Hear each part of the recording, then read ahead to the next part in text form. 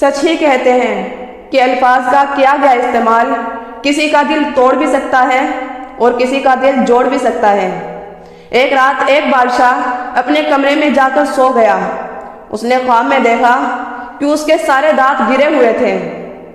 اس نے کئی سارے مفسر کو بلایا اور اس خواب کی تعبیر کرنے کو کہا۔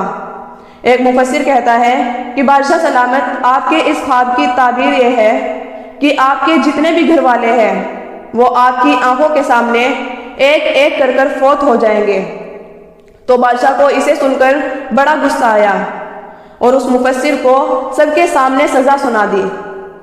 لیکن اسی جگہ ایک دوسرا مفسر آیا جس نے بڑی سوچ سمجھ کر اور بڑی احتیاط سے کہا کہ بادشاہ سلامت، آپ کے اس خواب کی تعبیر یہ ہے کہ آپ کے گھر والوں میں سب سے لمبی زندگی آپ کی ہوگی۔ جسے سن کر بادشاہ بہت خوش ہوا اور اسے کئی سارے انعامات سے نوازا۔ تو اب ذرا غور فرمائیے کہ کیا ان دونوں باتوں کا مطلب ایک ہی نہیں ہے؟ بادشاہ لمبی زندگی بھی جیے گا اور اس کی زندگی میں اس کے سارے گھر والے ایک ایک کر کر فوت ہو جائیں گے۔ بالکل، ان دونوں باتوں کا مطلب بالکل سیم ہے، لیکن انہیں بیان کرنے کا طریقہ الگ ہے۔